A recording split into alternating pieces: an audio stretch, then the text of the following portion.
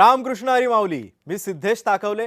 जय हरी विठ्ठल सहप्रायोजक राजबिंदू आणि green gold seeds या कार्यक्रमात आपल्या सर्वांचं स्वागत।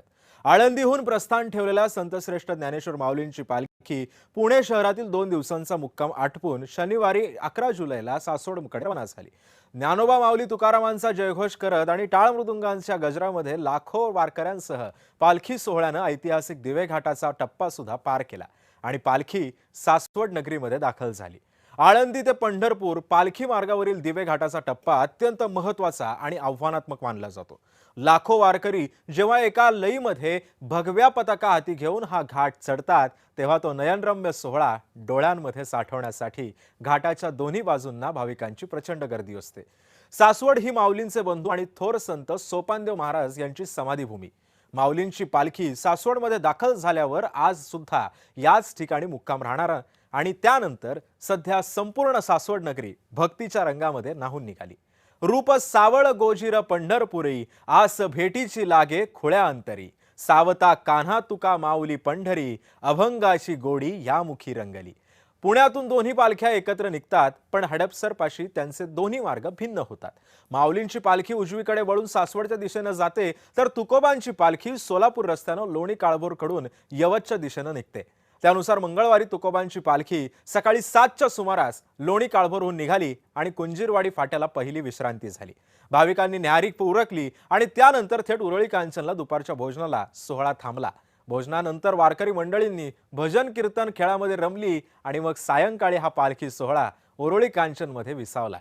पाहुयात आतापर्यंत नेमक्या वारीच्या टप्प्यावरती काय काय घडलंय।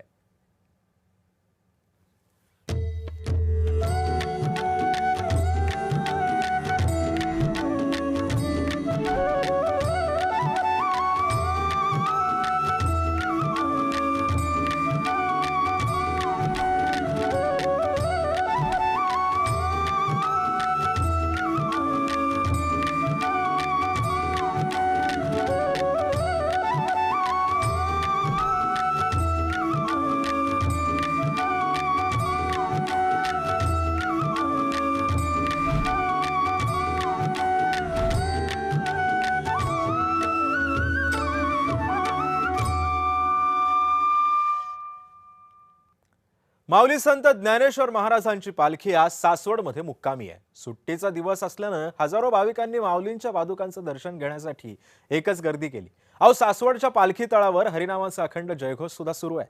दर्शनासाठी गर्दी खूप असल्याने मोठा पोलिसांचा बंदोबस्त सुद्धा तैनात करण्यात आलाय। जय महाराष्ट्राच्या प्रेक्षकांसाठी माऊलींच्या पादुकांचं थेट चित्रण आम्ही केलंय, पाहूया। जय विठ्ठल। मी आता सासवड या माऊलींच्या पालखी सोहळ्याच्या मुक्कामी आहे। माझ्या पाठीमागे तुम्ही पाहताय माऊलींच्या पादुका ठेवलेली पालखी आहे आणि या पालखीचं दर्शन घेण्याकरता सासवड आणि सासवड परिसरातल्या लोकांनी गर्दी केली आहे। हा क्षण काय वर्णावा। संत नामदेवांचा एक खूप सुंदर अभंग आहे। जन्मोजन्मी आम्ही बहु पुण्य केले तेव्हा या विठ्ठले कृपा केली जन्मोनी संसारी जाहलो त्याचा दास माझा तो विश्वास पांडुरंगी आणि का दैवता निघे माझे चित्ती गोड गीत माझे विठोबाचे नामा म्हणे मज पंढरीसी न्यारे धडसोनी द्यारे विठोबाचे। अगदी मार्मिक शब्दामध्ये नामदेवांनी या जणू वारीचंच वर्णन केलेलं आहे किंवा वारीत सहभागी झालेल्या वारकऱ्यांच्या मनाचं वर्णन केलेलं आहे, त्यांच्या भक्तीचं वर्णन केलेलं आहे असं म्हणायला हरकत नाही। जन्मोजन्मी आम्ही बहुपुण्य केले म्हणून विठ्ठले कृपा केली। विठ्ठलाचं दर्शन होणं, पांडुरंगाचं दर्शन होणं एवढं सोपं नसतं आणि त्याकरता पांडुरंगाचीच कृपा लागते, पांडुरंगाचीच इच्छा लागते। त्यामुळे या दिंडीमध्ये सहभागी झालेले जे वारकरी आहेत, या संपूर्ण वारी सोहळ्यामध्ये सहभागी झालेले जे भाविक आहेत, या सगळ्यांच्या मनामध्ये तोच भाव आहे की आपल्याला पांडुरंगाचं दर्शन होतंय, विठ्ठलाचं दर्शन होतंय, आपण त्याच्या दर्शनासाठी चाललो आहोत। हे आपलं नाही, ही त्या पांडुरंगाची इच्छा आहे। त्या पांडुरंगानं कृपा केली आहे म्हणून ही वारी घडतीये अशी इच्छा प्रत्येकाच्या मनामध्ये आहे। त्यामुळे हे सगळेजण आता पांडुरंगाच्या भेटीसाठी आतुर झालेले आहेत। जसा जसा एक एक टप्पा पुढे पुढे पंढरीच्या दिशेनं सरकत जातो आणि एक एक टप्पा कमी होत जातो तशी ती उत्सुकता, पांडुरंगाच्या दर्शनाची आस ही वाढायला लागते आणि त्याचा जो काही भाव आहे, श्रद्धा आहे, ती या सगळ्या वारकऱ्यांच्या चेहऱ्यावरती, त्यांच्या डोळ्यात आपल्याला दिसत असते. कॅमेरामन नित्यानंद नाईकसह मी प्रशांत सागवेकर, जय महाराष्ट्रसाठी सासवडहून. माऊली सासवडच्या पालखी तळावर माऊलींच्या नावाचा अखंड जयघोष सुरू आहे. भजन असेल, भारुड असतील, कीर्तन सेवा असेल, यामध्ये दंग झालेले वारकरी आपल्याला पाहायला मिळतात. सासवडच्या या पालखी तळावर हरिभक्त परायण भाऊसाहेब महाराज गोसावी यांचं कीर्तन सुद्धा रंगलं होतं. पाहुयात याच कीर्तनातली एक झलक.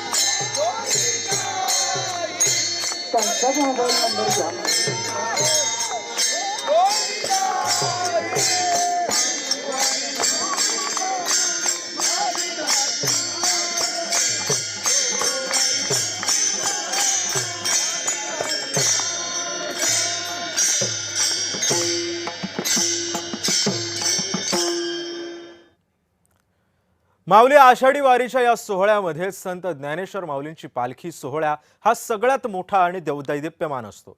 अनेक दिंड्या या सोहळ्यासोबत चालत असतात. एकूणच काय तर या सोहळ्याविषयी आणि या आयोजनाविषयी माऊलींची पालखी सोहळ्याचे सोहळा प्रमुख निरंजननाथ महाराज यांच्याशी बातचीत केली आहे आमचे प्रतिनिधी प्रशांत सागवेकरांनी.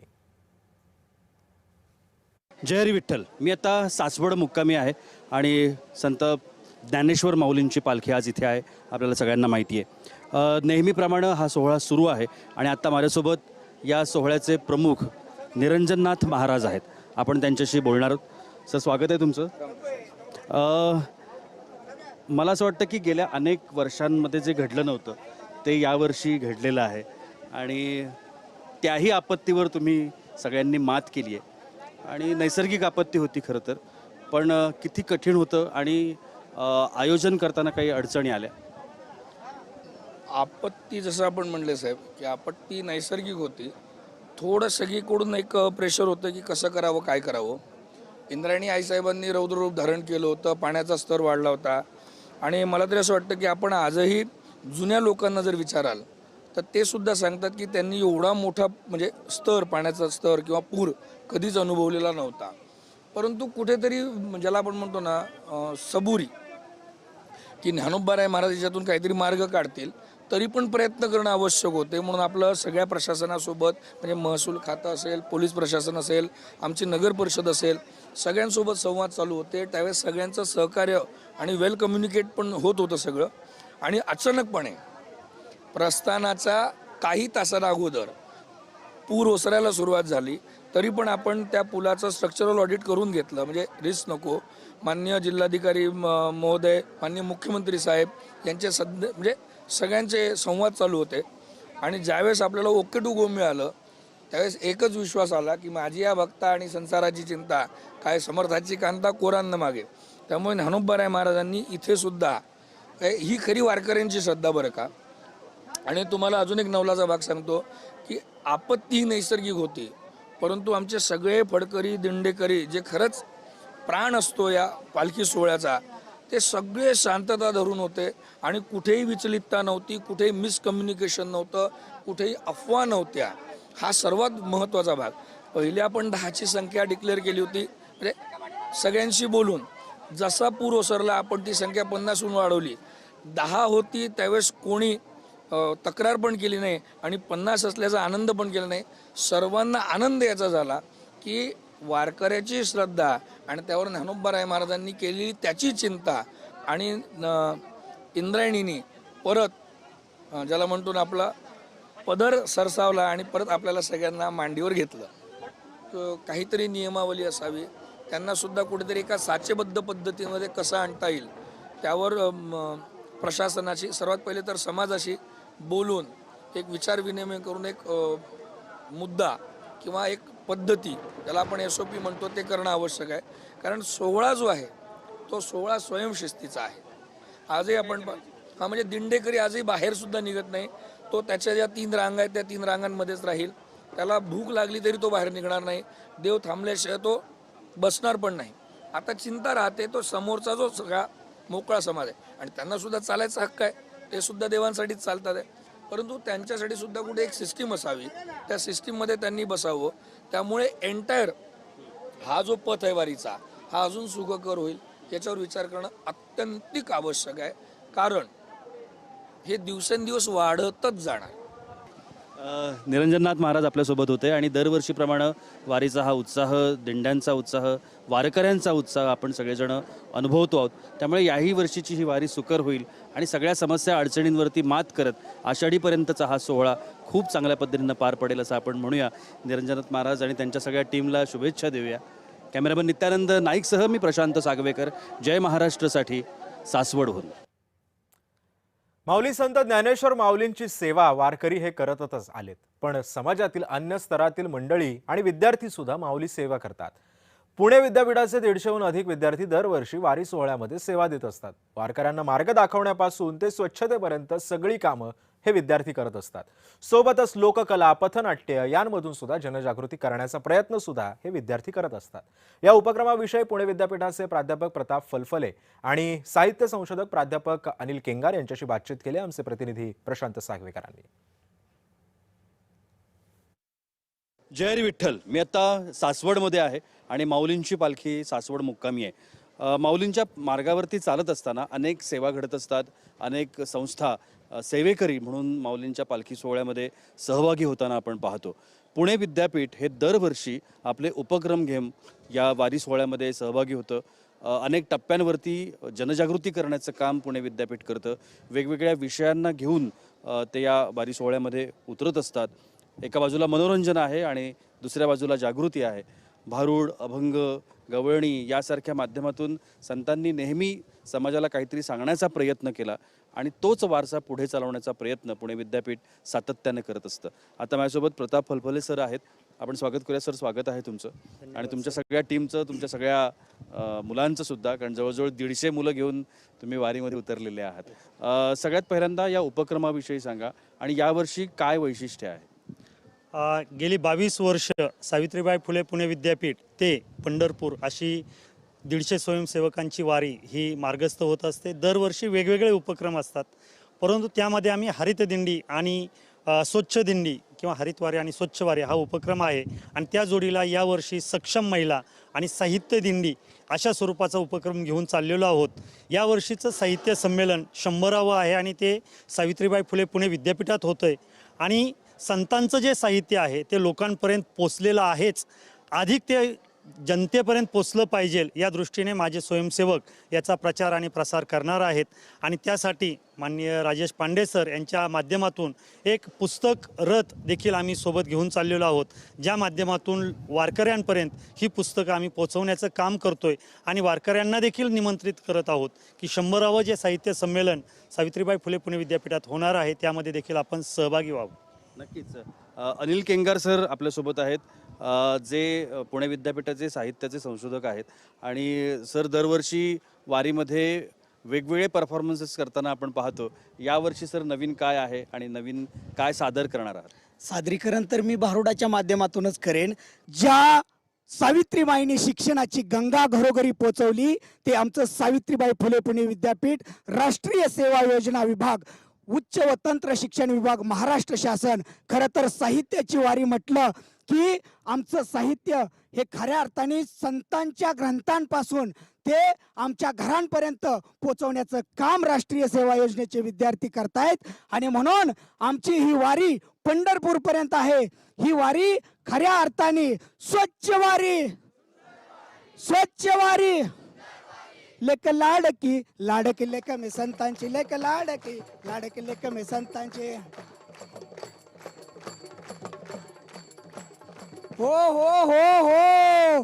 आणि म्हणून सक्षम महिला बनवण्यासाठी आज आपण बघतो की आमची महिला लाल परीचं स्टेअरिंग देखील त्यांच्या हातामध्ये आलं, हातामध्ये बंदूक आली.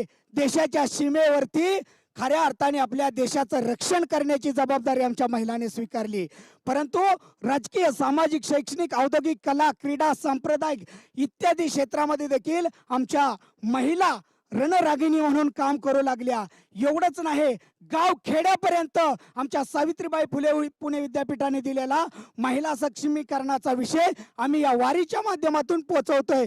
म्हणून आमच्या महिला कोणत्याही क्षेत्रात कमी नाहीत, कारण भारत देशाच्या राष्ट्रपती बनल्या प्रतिभाताई, पी.यू. सिंधू, साक्षी मलिक, अनेक उदाहरणं देता येतील. आणि आमच्या क्रिकेटच्या महिलांनी, ज्या टीमने जे आमच्या जगभरामध्ये कीर्ती गाजवली, प्रत्येक क्षेत्रामध्ये महिला सक्षम होत आहेत. आणि म्हणून ही तुकोबरायांची लाडकी लेक कशी आहे?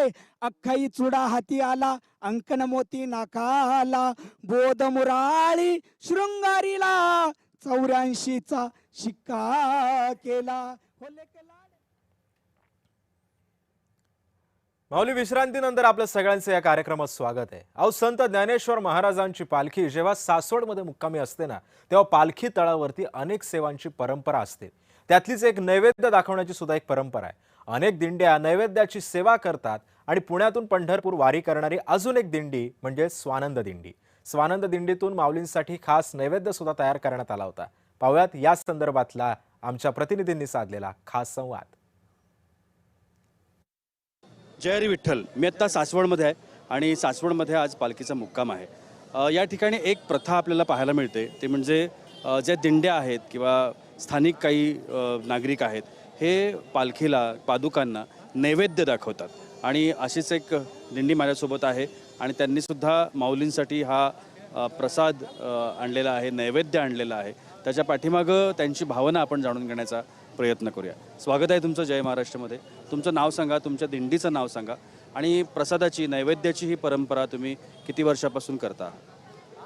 मी प्रसाद विटकर, पुण्याची स्वानंद वारकरी मंडळ म्हणून आमचं वारकरी मंडळ आहे आणि गेली 30 वर्ष अखंड हे वारकरी मंडळ कार्यरत आहे. आणि आमच्या मंडळाचे वारकरी 30 वर्ष झाले माऊलीबरोबर येत आहेत.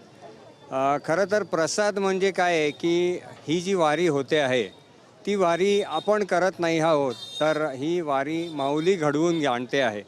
कारण माऊलीच्या मनात जर नसेल तर यातलं काहीच शक्य होत नाही.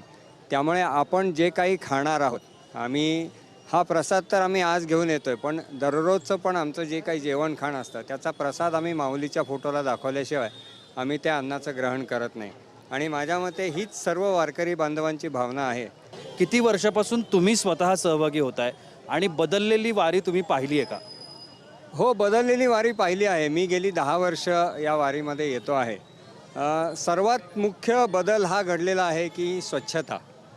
वारी म्हणजे पूर्वी लोकांना वाटायचं की ज्या शहरातनं वारी चालली त्या शहरात वाटायचं की वारीचा आपल्याला त्रास होतो. पण आता तसं नाही आहे. शासनाने खूप सोयी सुविधा दिलेल्या आहेत आणि वारकऱ्यांच्या संख्येमध्येही खूप मोठी वाढ झालेली आहे. आणि सर्वात चांगली गोष्ट म्हणजे तरुण वारकरी या वारीमध्ये खूप मोठ्या संख्येने सहभागी होत आहेत. आणि महाराष्ट्राच्या दृष्टीने मला वाटतं की ती एक खूप चांगली गोष्ट आहे. म्हणजे वारीची जी परंपरा आहे ही पुढच्या पिढीपर्यंत नक्कीच पोचली आहे असं म्हणायला हरकत नाही आहे. किती दिवसांचा आता हा प्रवास असणार आहे आणि शेवटचा टप्पा कुठपर्यंत असतो? कुठपर्यंत तुम्ही माऊलींच्या पालखीसोबत असता? शेवटचा प्रवास म्हणजे सर्वांचं जे ध्येय आहे ती विठुरायाची गाठ.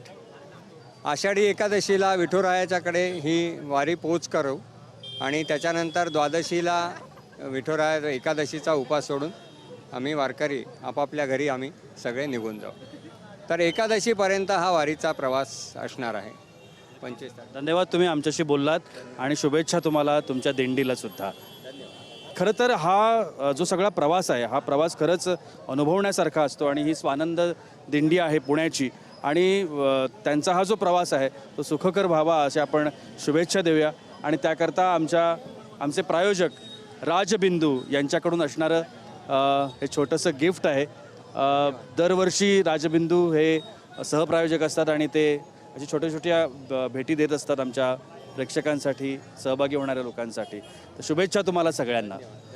कॅमेरामन नित्यानंदसह मी प्रशांत सागवेकर, जय महाराष्ट्रासाठी सासवडहून. संत ज्ञानेश्वर महाराज पालखी सोहळा आज सासवडमध्ये विसावलाय. नेमून दिलेल्या जागी दिंड्यांच्या राहुट्या दिसून येतात आणि या प्रत्येक ठिकाणी हरिनामाचा सुद्धा गजर ऐकू येतोय. पाहूयात. जय हरी विठ्ठल. मी आज सासवडमध्ये आहे कारण माऊलींची पालखी सासवडमध्ये आहे आणि सासवडमध्ये तुम्ही माझ्या पाठीमागे पाहताय या सगळ्या राहुट्या लागलेत आणि या राहुट्यांमध्ये सगळ्या वारकरी मंडळी या दिंड्या वास्तव्य करतात, मुक्काम करतात, विश्रांती घेतात. कारण मैलोनमैलीचा प्रवास करून हे सगळे वारकरी मंडळी पुढे पुढे चाललेले आहेत वारी मार्गावरती. विठुरायाचं दर्शन घ्यायचं आहे आषाढीला आणि त्या ओढीनं विठुरायाच्या दर्शनाच्या ओढीनं ही सगळी मंडळी चाललेली आहेत. माझ्यासोबत आता संभाजीनगरवरून आलेली एक दिंडी आहे, आपण त्यांच्याशी बोलूया. स्वागत आहे तुम्हा सगळ्यांचं जय महाराष्ट्र. मला सांगा तुम्ही कुठून आलात आणि तुमच्या दिंडीचं नाव काय आणि किती दिवस चालता? आम्ही संभाजीनगर, कन्नड तालुका, राहणार पिशोर, वासडी गाव, तिथं आम्ही दिंडी काढली. काय दिंडीचं नाव तुमच्या? दिंडी आम्ही नरहरी बाबा म्हणून. नरहरी बाबांची दिंडी. बर, किती वर्षांपासून? 25 वर्षापासून आहे तुळस घेऊन. 25 वर्षापासून. तुळशीचं महत्व माहिती आहे का तुम्हाला? तुळशीचं म्हणजे तुळस म्हणजे या पांडुरंगाची आवडती पिरे पांडुरंगाची. त्यामुळे तुळशीवाल्या सगळ्या पुढे असतात पालखीच्या. बर, किती वर्षांपासून तुम्ही स्वतः वारी करताय? 25 वर्षापासून. 25 वर्षापासून. तुमचं नाव काय? लीलाबाई जानकीराम दावांगे. बरं. 25 वर्ष झाली वारीला, एकही वारी चुकली नाही? नाही, फक्त करोनाची 2 वारे गेल्या. पण आता एवढ्या 25 वर्षामध्ये तुम्हाला काय फरक जाणवतो किंवा काय बदल? फरक म्हणजे मला असं आजार मिजार काहीच नाही.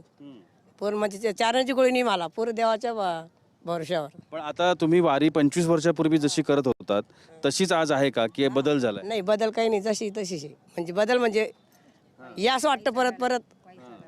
पण काळ खूप बदलला, सुविधा झाल्या. सुविधा झाला, पण अगोदरची 25 वर्षांपूर्वीची वारी कशी होती? ती रुपयाला चहा प्यायचं विकत घेऊन पाहिलं ना. आता सर फिरे आता सगळे फ्री मिळते. 200 रुपये पिशवी, त्यात बिशीत बी बदल झाला, सगळंच बदल झालं. नंदाच्या मुला जाऊ दे मला, चल वय बाजूला. नंदाच्या मुला जाऊ दे मला, चल वय बाजूला म्हणा. नंदाच्या मुला जाऊ दे मला चालवय बाजूला नंदाच्या मुला जाऊ दे मला चालवय बाजूला घेऊन काठी धेनूच्या पाठी हरिम्या पाहिला धेनू घेऊन हातात काठी घेऊ धेनूच्या पाठी हरिम्या पाहिला घेऊन काठी देवाच्या पाठी देणू पाहिला हातात काठी देणूच्या पाठी हरिम्या पाहिला हरिम्या पाहिला देवम्या पाहिला हरिम्या पाहिला देवम्या पाहिला. तुम्हा सगळ्यांचं अभिनंदन. मला माहिती आहे सगळ्यांना बोलायचं आहे, पण आता वेळ आपली खूप कमी असते. आपण यांना एक छोटंसं गिफ्ट, अर्थात हे तुम्हाला सगळ्यांना तुमच्या दिंडीला आहे. आमचे प्रायोजक ग्रीन गोल्ड सीड्स यांच्याकडून हे एक छोटंसं गिफ्ट प्रातिनिधिक स्वरूपामध्ये तुमच्या या वारीच्या समूहाला तुम्हा सगळ्यांना शुभेच्छा. तुम्ही चालत आहात, तुमची ही वारी सुफळ संपूर्ण हो अशी शुभेच्छा आमच्या वाहिनीच्या वतीनं सुद्धा. कॅमेरामन नित्यानंद नाईकसह मी प्रशांत सागवेकर, जय महाराष्ट्रसाठी सासवडहून. माऊली वारीच्या या टप्प्यावरचे एक क्षण बघितल्यानंतर जय हरी विठ्ठल सहप्रायोजक राजबिंदू आणि ग्रीन गोल्ड सीड्स या कार्यक्रमामध्ये आता वेळ झाली आहे इथेच थांबायची, पण वारीच्या टप्प्यावरचे पुढचे क्षण घेऊन भेटणार आहे उद्याच्या भागामध्ये. पाहत राहा जय हरी विठ्ठल.